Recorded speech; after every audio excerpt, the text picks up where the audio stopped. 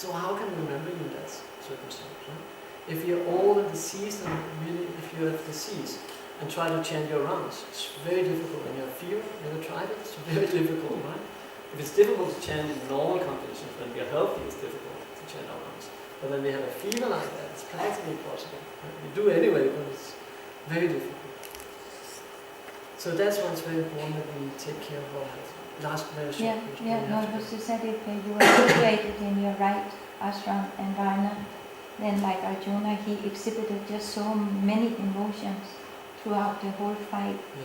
But because Krishna was in front, and he did it for Krishna, then he became extremely angry to fight the enemy and all these emotions. But yeah. It's not a devotee who not have emotions. He has more emotions than us. Sometimes we hear like this is you shouldn't have emotions, you shouldn't have feelings like this. And the way we have more feelings. Feelings is what it's all about. We're speaking about bhava. We're speaking about prema. This is the goals. This is what the gopis are doing. That's feelings. But it's not just sentimental feelings, it's genuine. So yeah, thank you for that. One last. Okay, very short. To understand, to realize that we are not this body, it's a very, very high stage, at least for me. But Krishna is talking about this in the beginning. Just like you can read the whole Bhagavad Gita, a person like me forgets this part and thinks of other parts. So why is he talking about this in the beginning? Like you think it should be in the end, because it's a very, very high stage. Yeah, in one sense, but actually what it is the ABC. Yeah, it is. Yeah, it is when it starts. It is really for beginners. But that's our position. The other thing is it's very difficult to just realize we're not the body. But then we are very fortunate that we have Prabhupada's purpose. All through Bhagavad Gita until the end of 18th chapter, Prabhupada is handling this point again and again and again. In Srimad Bhagavatam, he does it through the whole Bhagavatam, even in the 10th canto. And speaking about the gopis dancing with Krishna, Prabhupada speaking about you're not this body. In Chaitanya Charitamrita, the highest literature, Prabhupada speaking about you're not this body. So that's why like the value of reading Prabhupada's books is invaluable. It can be really valuable in that sense. Because we get to hear it again and again. And the more we hear it, the sooner we realize it. So we should just try to live it, not just hear it and say, oh, this is very interesting. And when we really start trying living it, then gradually we realize. Verse 29, purport. Illusioned by the material energy, people are so engrossed in subject matters for sense gratification that they have very little time to understand the questions of self-understanding, even though it is a fact that without this self-understanding, all activities result in ultimate defeat in the struggle for existence. Perhaps they have no idea that one must think of the soul and thus make a solution to the material miseries. This is often heard, I have no time. But what we are saying often is, I have no time for Krishna. But of course I know also if you're working, you have to get everything balanced in that sense. But this should be our priority. We should really, it's so important, right? Because what else will happen?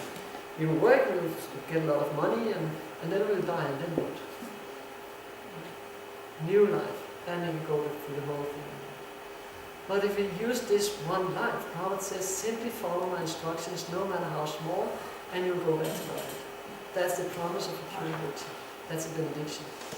So we got the benediction from Prabhupada, follow his instructions no matter how small. What are Prabhupada's main instructions? He gave many, but the main ones. Most important. Chant 16 rounds of Hare Krishna every day. Yeah. Read the scriptures. Read the scriptures. These were the two of them. This is really the essence of our spiritual life. If we do that very, very genuinely and very steadily, then we cannot not succeed. We cannot be failed. We will be. Because if you read every day, you really get the inclination to really put some energy into the chanting. If you really put some energy into the chanting, you go back and back. Simple as that. The only thing we need to do is avoid the 10 offenses or 11. So we should learn them by heart, all the 11 offenses against the chanting. Avoid them, and then you go back and back. does that make people a good human being So also? Does chanting make people good human being also? just because chanting they- makes people. Does chanting makes people good human being also? I can't understand. Being a person is something else, but being a good human being is something else altogether. Okay. Because I've seen so many devotees, so many people, but they are not good at heart. They sometimes you feel so like he is a devotee or she is a devotee, but how come he or she is behaving like that? And you feel like, is this the right way? Because I think sometimes then you feel like maybe you should stop doing this and be a nice person for God's sake at first place, and then do all That's this. where it starts. It's not because people have these around the necks, or they have these in the forehead, or even they walk in this clothes, even whatever color it is. That's not a devotee. A devotee is yashashta bhaktiya bhagavati kinchina, savaigunas tatra samasa klesura, harau avattasya pato mahatmana, kuman. But all the good qualities of the demigods are automatically in a devotee. So that's how you can recognize a devotee. He has all the good qualities of the demigods. That means he never criticizes, unless it really has, it's really like his service. It's a service to you. Like if you are an authority, if you're guru or temple president, or if you believe you're superior to someone, you can criticize, but in a nice way. And he just know how to behave. He's cultured. So that's you can recognize. That's a devotee. Prabhupada, when he was asked, how can we recognize your devotee? He said they will be perfect gentlemen, ladies and gentlemen. That's how we can recognize them. So it's not even people are chanting Hare Krishna, and that's not a devotee necessarily. A devotee is categorized by, of course, the love he has for Krishna. But if you have love for Krishna, he loves everyone. Krishna says, Mamaivam so jiva lokantiva vitasana. All living entities are my small fragmental parts and parcels. So a person can see Krishna in the heart of all living entities. Vidyavinaya samhane brahmanikāvāsmi sunichayas bhagaccha pandita sharamadashina. One who's a pandit, one who's a learner, he sees samadashina, he sees everyone's equal. Either they're a dog eater, or a brahmana, doesn't it? An elephant. He sees the soul.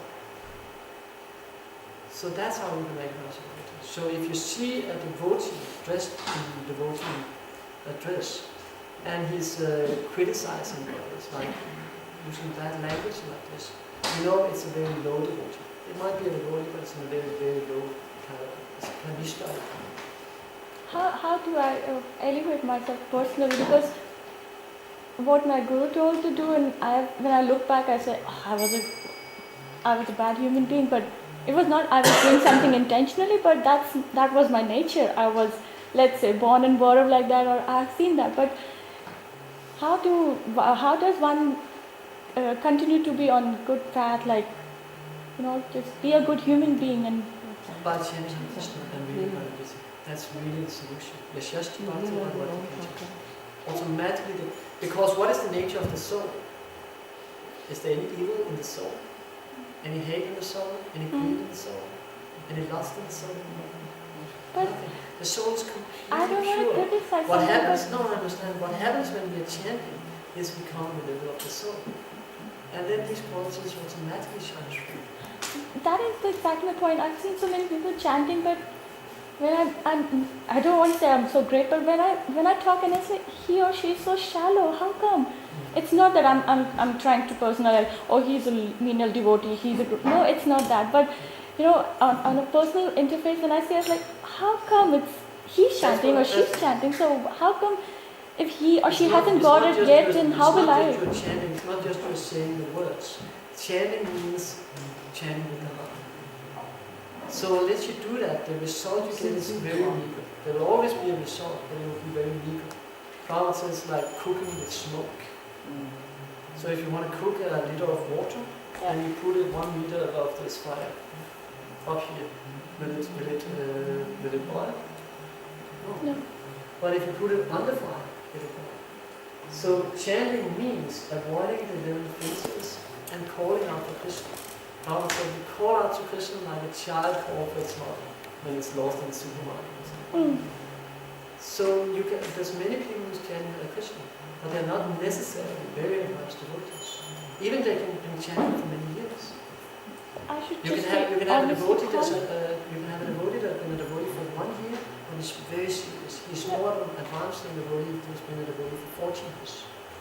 So I should be just calling sincerely, that will help? What you and all of us should do, we should take care of our own Krishna consciousness. We should do our best. If we do our best and people see that we actually get a result and follow this path, then they become attracted. Then they will also automatically go to do that. So it's a fight, and this is exactly what Krishna is talking about here, and also in the next section we are going to now. Krishna is saying, fight. You're a warrior. So he's talking to us. We should be warriors. We are spiritual warriors. Bhagavad says we are declaring war on Maya. The whole illusory energy. That's what we are fighting with.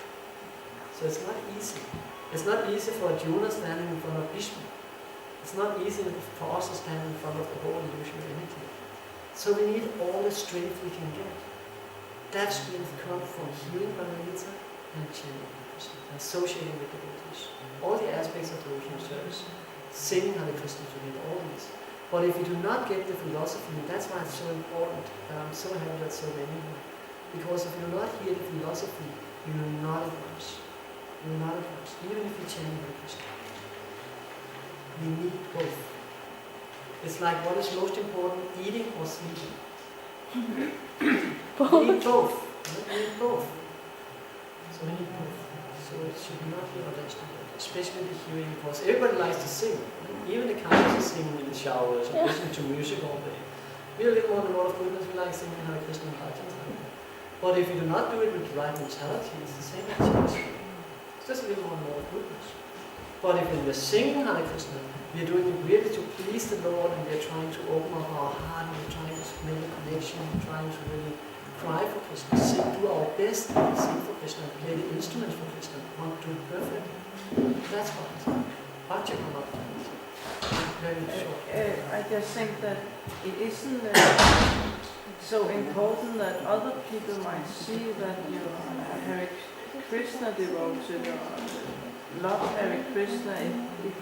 It can be something that you feel protects you against maybe other people. Yeah. So you don't have to prove that, oh, I'm so holy, I'm so good, No, I we should come just, and sing. our reference point is all the Krishna. things Krishna that is I our should do. reference point. It can We also should be think something so much private. about what others think. Krishna, if you're pleasing Krishna, everyone will be pleased. If you give water to the root of the tree, the whole tree is pleased. Next section, 31 to 38, Karma Kanda. Who knows what Karma Kanda is? Lots, 90%, I think it is 90 something percent. Krishna said that those who attend to him, it's like getting over some instead of getting a small amount of water. So if you are engaging to doing karma kanda, you get the benefit. Yeah. But that benefit is very small. What is Karma Kanda? It's true what you're saying, but what is Karma Kanda? It's like getting wealth or Maya, getting more into Maya or getting all the material. So who are you normally worshipping through Karma Kanda? The Demigods. So you're worshipping Karma Kanda, you're worshipping to get karma. You worship to get something. You want something in return. And that's mostly worshipping the demigods. And if you worship the demigods, you can get wealth, you can get health, you can get beautiful women, you can even the Muslim sisters, like if you die, if you're a good Muslim, you can enjoy in heaven with 74 virgins. 78. 78. Fight. By performing prescribed duties, you will get material enjoyment. Anyone surprised about this? If you die in the battle, you will attain swarga. If you win, you will attain wealth and honor. There's one more there. If you don't fight, infamy. So this is what Krishna is saying in this section. Why is he saying this? If you perform your duties, you will get material enjoyment. Isn't that Maya? Why is he saying that? Well, it's just like here in our ordinary life that if you perform your duties, you will get a paycheck. Yeah. So if you do it very nicely for Krishna, then you will get enjoyment. Yes. Not exactly. How is it? What was it? saying here you get material enjoyment by fighting. By performing duties, at least you are not making sins, materialistic speaking. Yes. So maybe in a way you get a better life because you are doing your duties right, the expected duty. Relatively, it's better than performing sins, so he gets a better material life because there is some good karma that is accumulated maybe. Okay. Yeah, like what she said, when you perform karma, either you do good or you bad, then you have the effects. But if you go for self-realization, that is something else. But perform your duties, however you perform it, you get the result, good or bad. So if you perform your duties well, if I'm supposed to teach 5 children and I teach them the best way, I'll get the best reward. If I don't teach them the best way, I'll get whatever. But that's what, if whatever you do, you get something out of it. It's just that when you go for God and you say that I don't want any karma, I want you. I want to get you instead of all these material things. I think Krishna is referring to if you perform material Yes, actions. in one sense. Okay, let me help you a little. If we go back to the 5 reasons, Arjuna, is that the reason? I think he's trying to make him understand from another point of view. Yeah. From the materialistic Also, point of view. yeah. That, okay, you fight, you will get these things anyway. Yeah. If you If you just don't understand this his soul, yes. then And what if again, that's true, if we go back to the 5 points Arjuna is giving, what is he feeling here? Enjoyment. Right? Arjuna is saying, I'll enjoy. How? How will Arjuna, what is Arjuna's suggestion? What will he do? He will go to the forest, right? Not fight. But Krishna is saying, fight and you get enjoyment.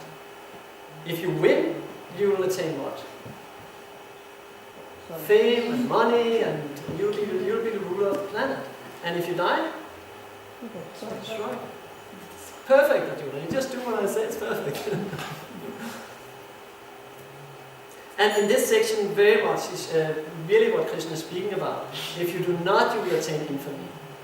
That's back to the older verses. He's just saying, these great general over there, you respect so much. What do you think they will think if you turn your back to the fight now? What will they think of you?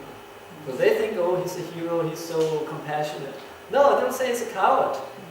That's what will happen. So he's speaking very much to Arjuna's Kshatriya spirit. Like, hey, they will think you're a coward. And for Kshatriya says this is worse than death. Huh? It's anari. Yeah, it's anari.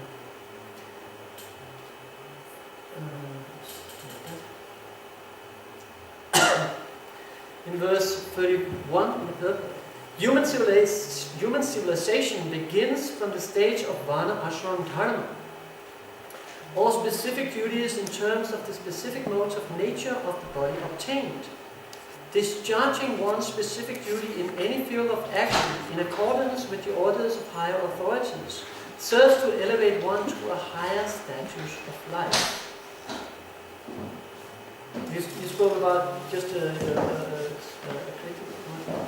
spoke about this human being.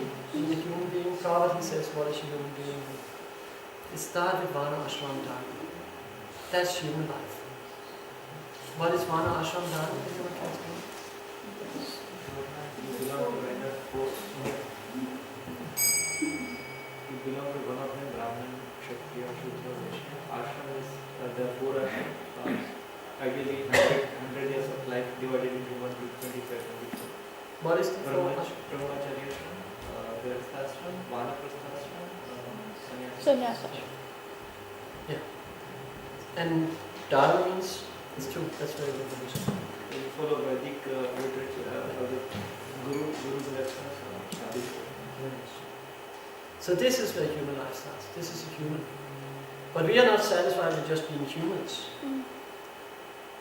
We want to be servants of Krishna. But human life, this is what human life is.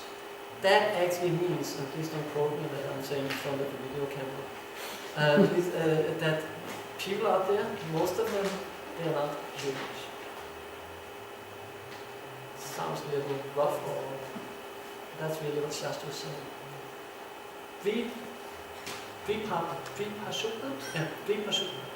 Two-legged animals. That's what Shastra is saying. Why? What really determines a human being? Is that it? No, my Oh. question is this. I'll come back just a minute. So what really determines a human being? In the Vedas it is said Atatu Brahma Jigyasa, that finally after 8,400,000 species of life you have attained to the human form. So now you have to inquire about the absolute truth. That's when human life starts, really. So it's consciousness. And when you have a proper consciousness, you automatically starts, what is human form of life? And that's what human life is. My question is, in the previous section, Krishna speaks about the soul, saying that you are not this body. Yeah. Now he is convincing to enjoy the benefits through karma. Yeah, good question. Isn't it? Yeah. So Krishna does that sometimes, often some few times in Bhagavad Gita. He goes explaining something and then otherwise he takes it from a completely different point. So first Arjuna is defeating Arjuna's compassion. We are not this body, Arjuna, understanding, right? So you should fight. You're not killing him and you will not be killed. And then on the next session here he starts, okay, even if you think you're the body, even if you haven't understood this, say from this point. A little later he says, okay, now I explained to you from the point of view of knowledge. Now I'm explaining from analytical study. So again he goes sort of like back and explains it more like how you can fight and do it with the right knowledge without getting reactions. So Krishna often does that. But even more does he do the opposite. And he explains you can do all these things that you do. And he says you can perform Sakarma Karma Yoga, you can perform Nishkarma Karma Yoga, you can perform Ashtanga Yoga, you can perform Jnana Yoga, you can perform Karma Kanda. There's so many things you can do, but this is the result you get. If you perform Karma Kanda, you might go to the heavenly planets, but it's temporary, so you come back again. So that's what you can do, but this is the result. But if you surrender to me, then that's the result you get. So most likely he does it opposite, but here he does, as you say, he goes sort of like back and say, even if you do not understand your body, still you should act. Because even if you identify with the body, dishonor would be worse than that. That's a very good point you mentioned.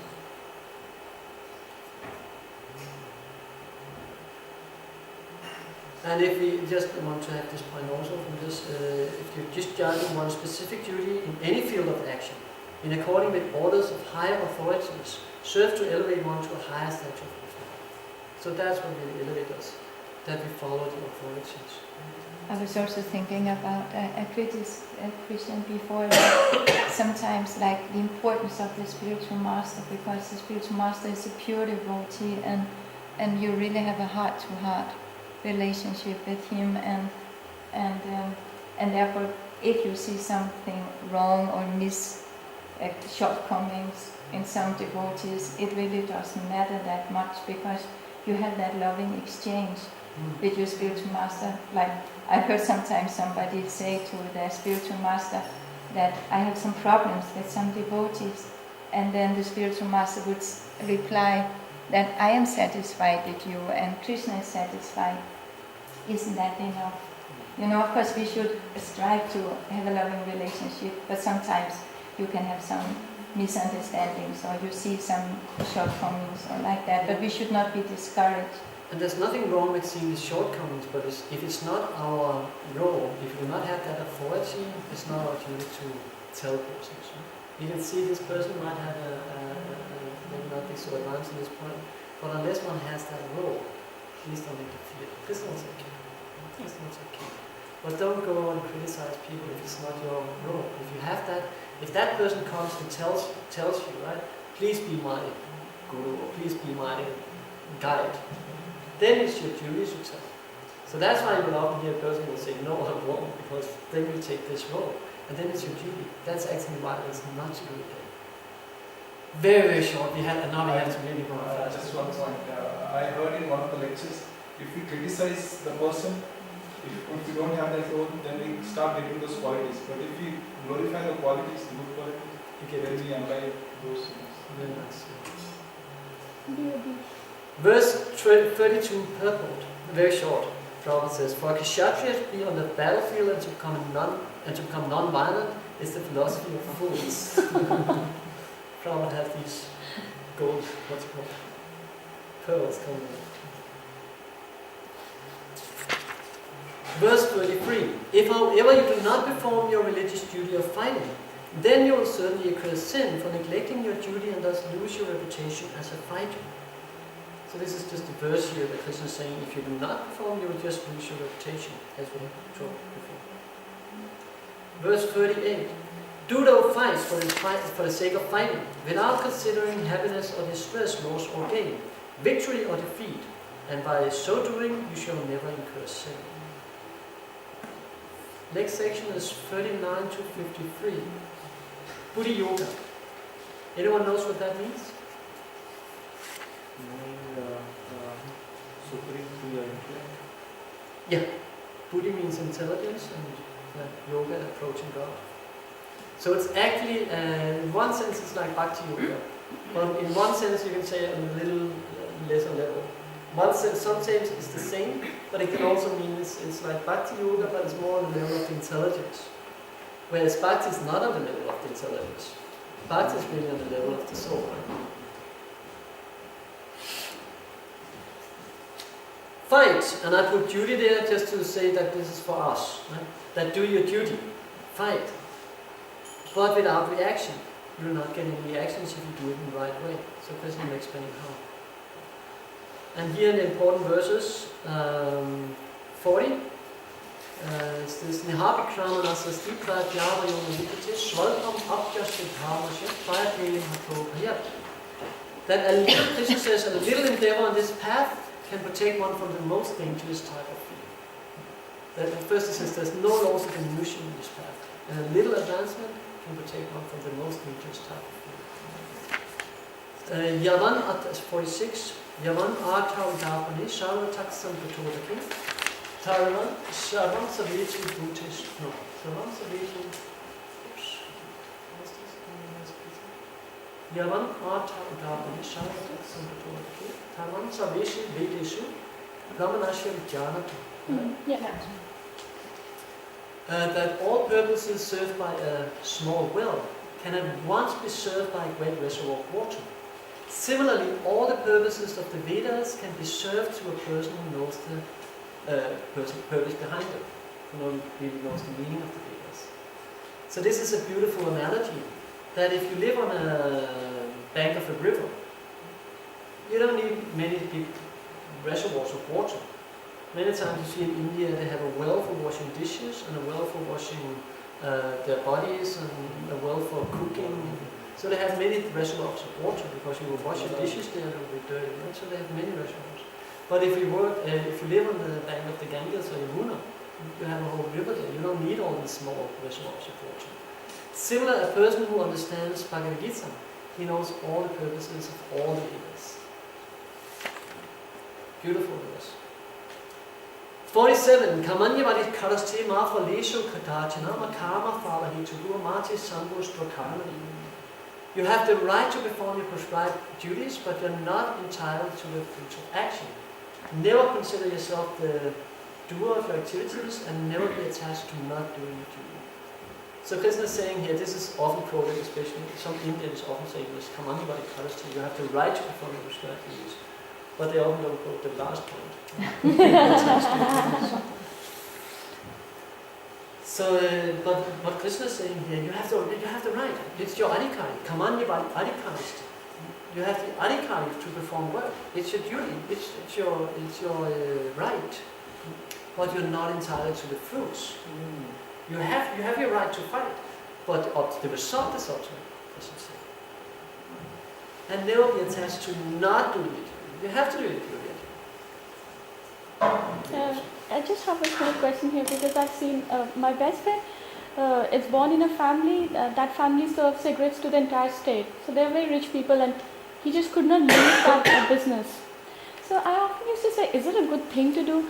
So it's okay that I'm born in a family that is selling cigarettes to the entire state, but is it not my duty to change it, or it's just my duty so I should just do it?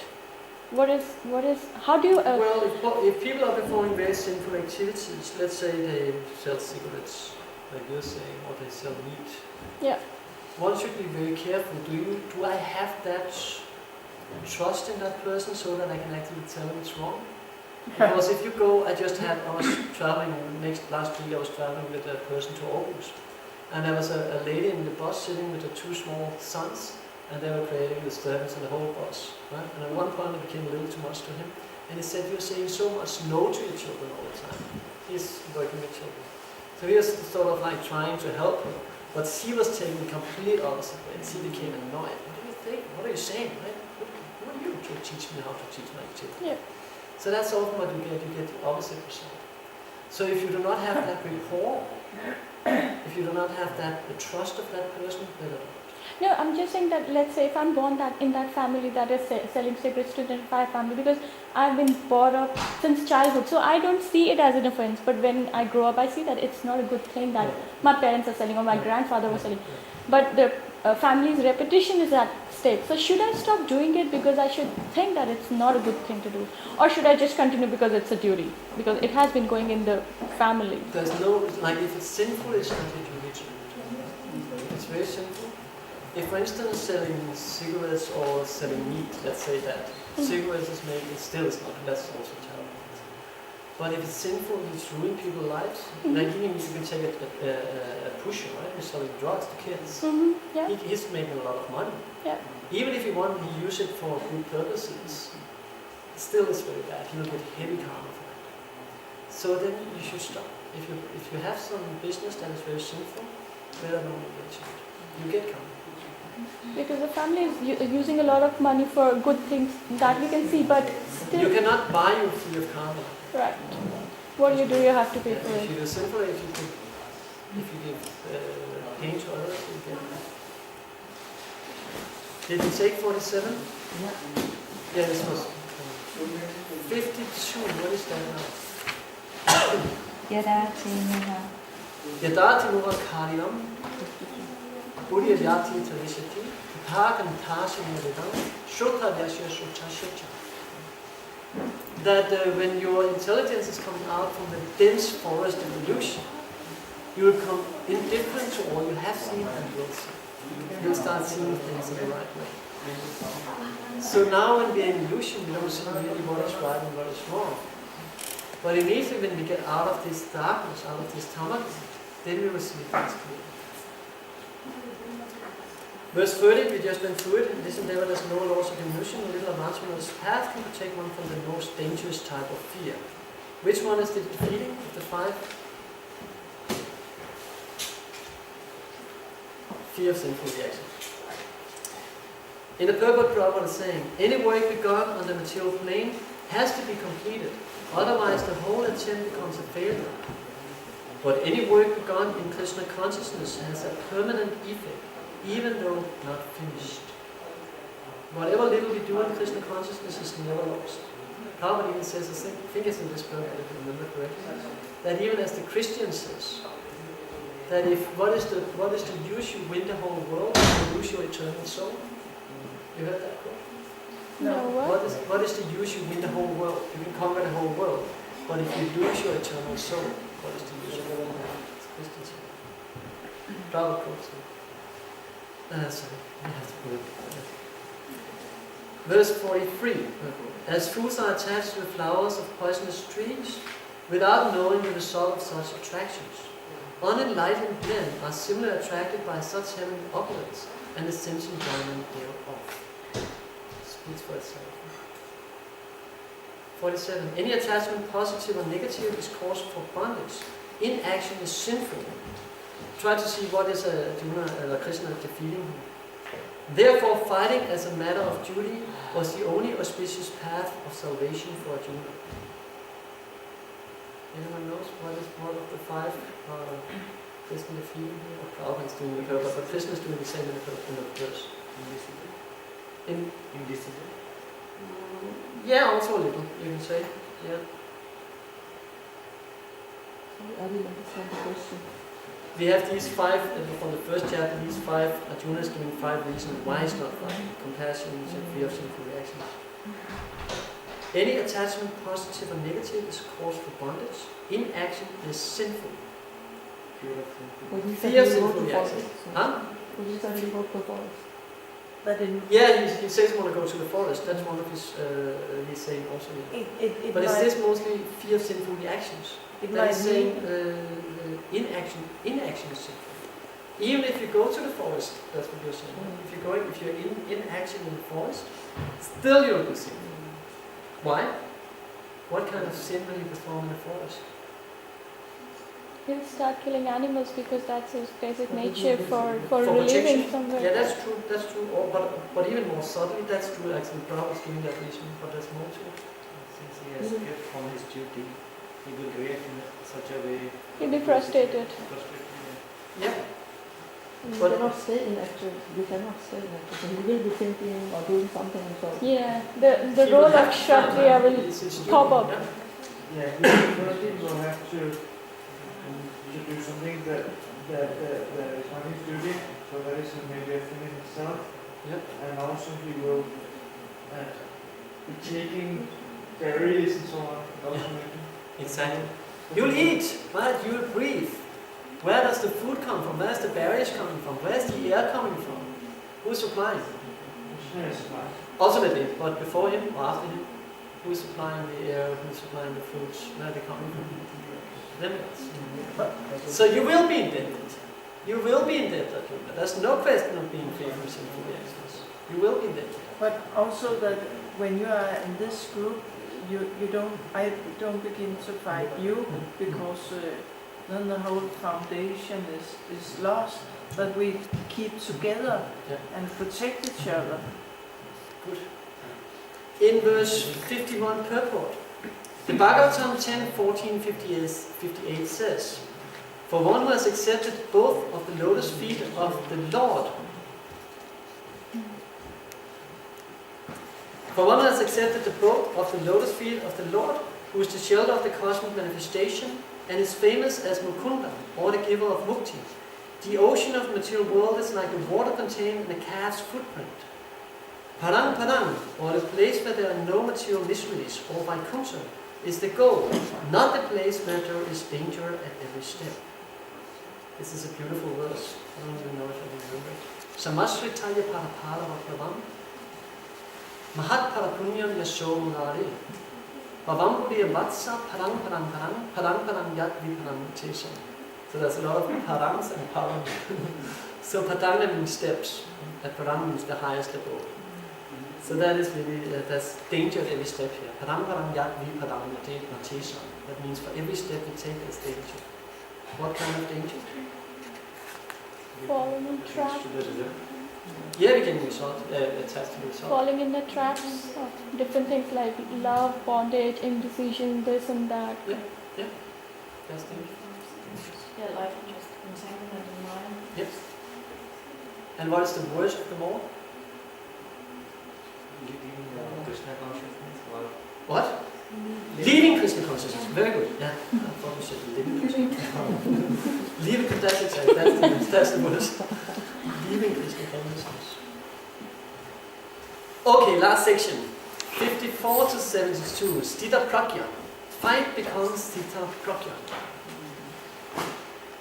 Sthita becomes things like situated, stable, yeah, stable, situated, nicely situated.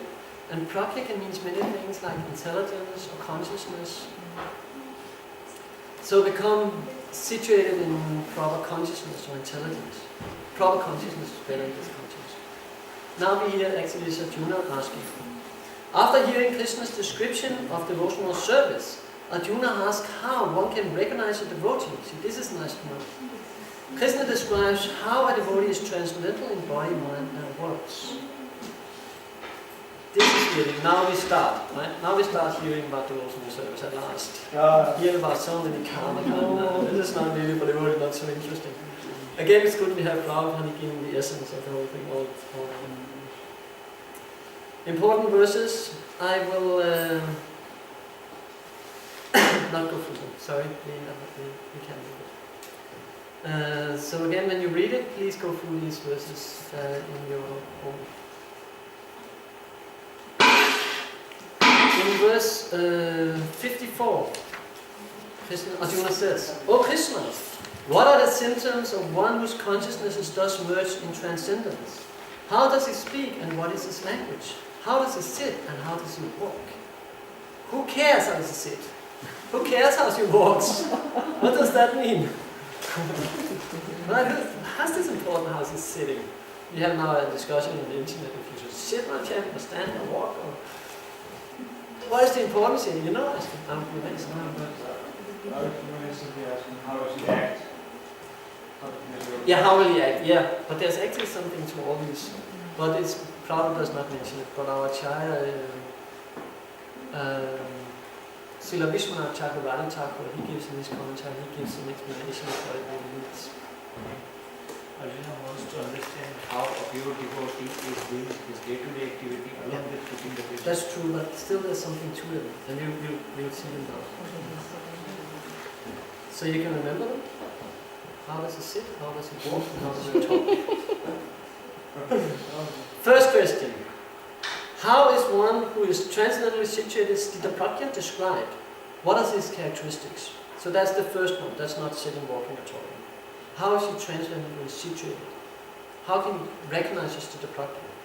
And it's translated to, what are his characteristics? How can you recognize it? Be very attentive now, because now you will work with this in 10 minutes and try to find them. And I help you a lot. We already have the answer here. Answer 55. That's where Krishna is answering. That's where he's giving the answer.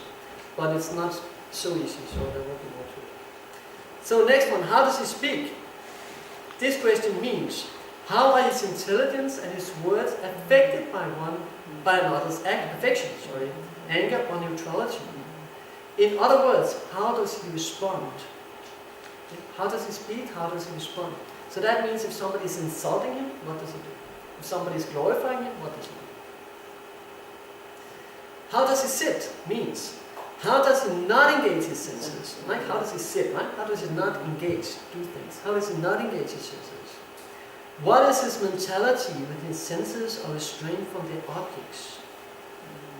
And last one, how does he walk? The purpose of this question is, how does a man in transcendent engage his senses? Again, how does he walk? Right? How does he engage his senses? Answer beginning with text 64 and continuing almost until the end of chapter 2. Can you please make 4 groups with 2, 4, 3 each? And 1 and 2. Is that, am I right? Yeah. We have to find answers to this question. Yeah, immediately you find your partner, ask him maybe you go to the nice picture. And then we should go together. And you you just 3 persons in group. Please say today you can stay together or remember each other. Yeah, I'm telling you now. Just now you have your groups. No, one of you can go. So, first group down here will find the answer and explain it in their own words. Please pay attention. So, the answer is for the first question, as you can see, is in text 55, right? So, there Krishna is answering Arjuna's question here. So, your duty is afterwards to explain it. Both read the verse very quickly and then explain it in your own words and be ready because I will answer you some questions later. So you better understand what you're saying. So find out what is it really Krishna is answering here to Arjuna. How is he explaining how one who is transcendently situated is doing. So that's group 1 over here, takes the first one. Second group takes number 2. How does he speak? And you can see it there now. So you do the same, and here is sit. We have 4 groups. Oh yeah. So we have 2 groups there. That's group 3. 3? Okay. How does he sit? Means how does he not engage his senses? And the answer is in 58 and 59, and how is he walking? And you have very short time, it's a very easy task. Who are the groups here? English. We have Can't you just okay, if I do it, it's just We don't have The answer is Or maybe, no, let's say 2 here, 6 and 3 here. Oh. 57. And you have 7 minutes. So please No, break. we have we are on the second group. Oh, how does he see? So it's And if you have any questions, I'm here 58 and to your assistance. 59. Your servant.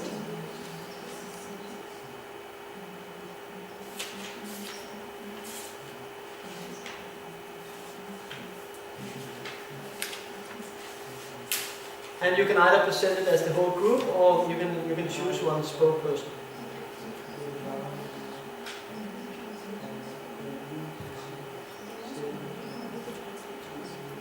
Yeah, we just read it. This expression is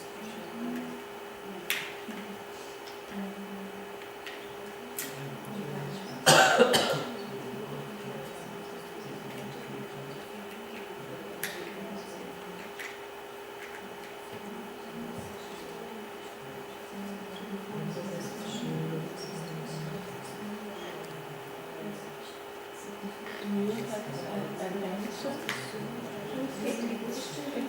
Yeah, it's like a turtle.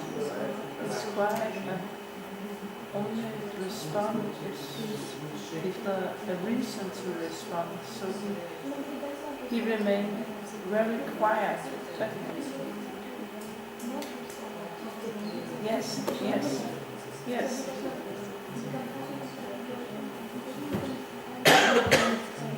No, he's just, yeah.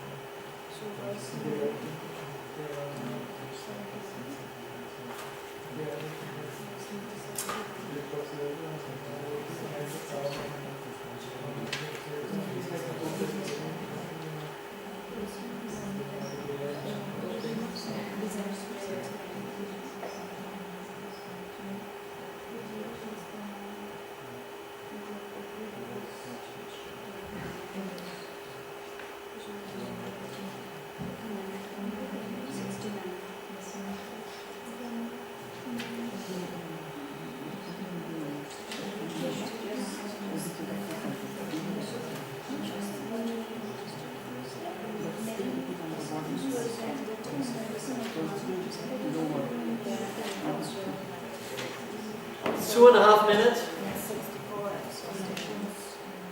This is just colors me on time.